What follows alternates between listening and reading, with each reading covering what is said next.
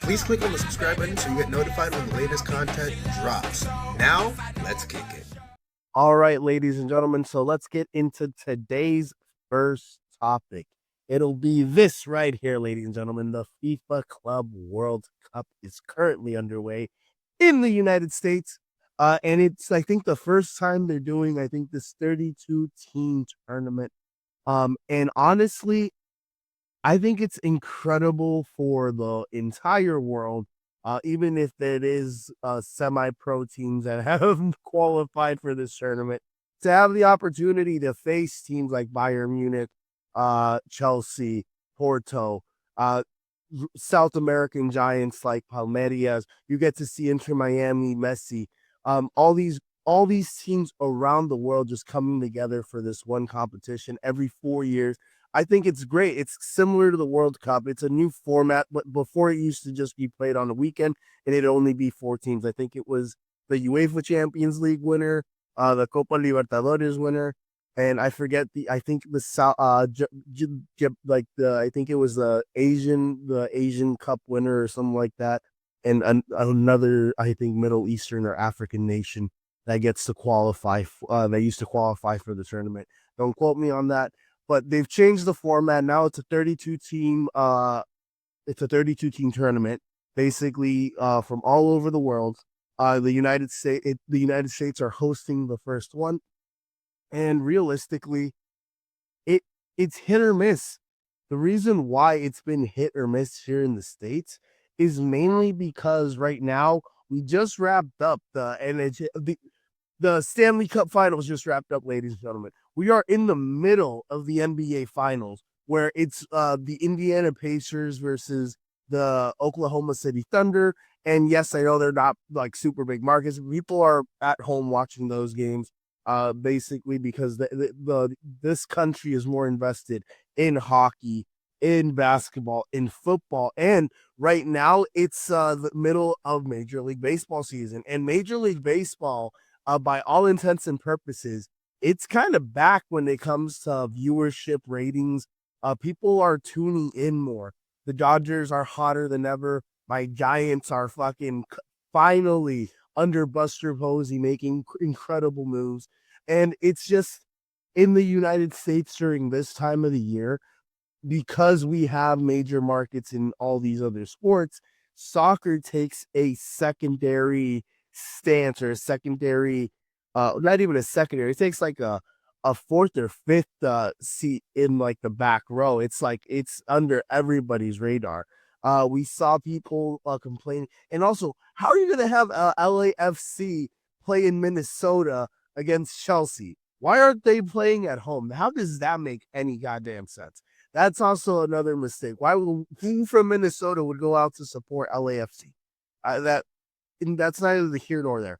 But because soccer is not at the forefront here in America, there's a reason why it there's a lack of attendance or a lack of importance, especially in this tournament. If this tournament was held in, let's say, England, in London, in Saudi Arabia, in a country, in one of the European countries, or a South American country like Brazil, a country where soccer is at the forefront, where football, where it's called football, it'd be different.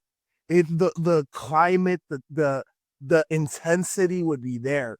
But right now, especially in the group stages, because it's uneven. Like, we got Bayern Munich facing Auckland and scoring fucking 10 goals on them. You got, hey, shout out to PSG, who won the UEFA Champions League. They had to send some players away to compete for the UEFA Nations League, and then they're using basically their secondary squad. But they came out and they thrashed Atletico de Madrid 4-0, and it's clear Luis Enrique wants to win it. So, to summarize this entire segment, ladies and gentlemen, because it's beautiful how all of this comes together, right? The biggest issue with the FIFA Club World Cup, in my honest opinion, is that it is being held in America, where soccer, especially during this time of the year, is not at the forefront. People have options. People are going out It's a horrendous time to hold a competition like this here in America, because you got the NBA playoffs, you have the hockey playoffs, you're in the middle of baseball, and here in America, baseball is it's America's pastime. I know it hasn't been in a long time, but now it's come back. The Yankees are hot, the Dodgers are hot, my Giants are hot. I can't stress that enough. The Guardians are fucking good. The Astros, I think they're going back to what the Astros used to be, but they're still coming off a dynastic run. Um, it's just baseball is back. It's entertaining. And people are gonna tend to spend 5, 10, $20 on those games rather than try to spend 50 to 60 to $100 on group stage games where you could still get a draw, where people might not score a goal. And here in America, scoring excites people. So that's the biggest issue why this tournament here in America hasn't been as good as they've tried to advertise it. That's why at this stage in the game, we've been trying to give away tickets. Tickets, I think, were priced before this tournament at a couple $100, and those tickets are now being sold for like $20 on the markets just to get in, just so they can sell it out. I think Chelsea's game against LAFC, they added 60 to 70,000 that could have attended the game. Only 22,000 showed up. It's just this tournament here in America wouldn't work or doesn't work, especially during this time of the year. Now, if this was during the winter, maybe this is something else, but during the winter we got football, right? It has to be during like the time of this tournament should have happened somewhere in between, let's say March to May, where we're not necessarily in the playoffs for the NBA or hockey, but football season just ended.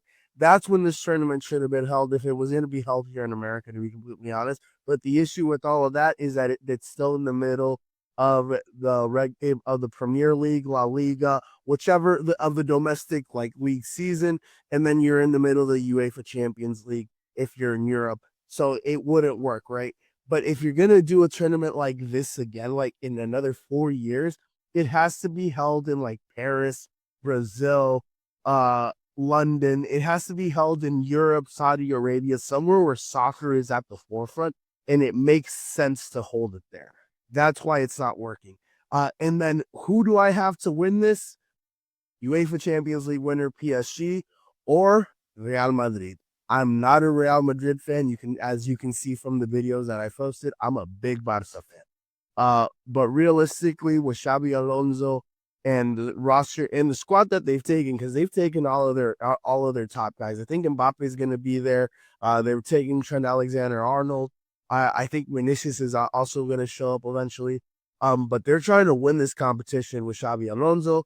Even if Mbappe and Vinicius aren't there, they still have Rodrigo there, who wants to play left winger, who's going to have that opportunity because those other guys aren't there. He's the third option, and he gets to showcase what he has and the ability that he has with Xabi Alonso.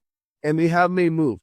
So I'm giving my confidence in Real Madrid second, Paris Saint-Germain as first, and then my third option would be Bayern Munich. They're just thrashed Auckland, had nothing. They look phenomenal, and it would be a great departing gift for Thomas Müller to win this tournament. And by all means, intents and purposes, I know those three teams are here to try to win it, and I can't wait to see what the round of 16 makes it. Shout out to Inter Miami, who I hope can make it into the knockout rounds. But realistically, based on who they're facing in their division, between Palmeiras, FC Porto, they have a shot. Honestly, they have a shot. I think they have a shot of finishing second.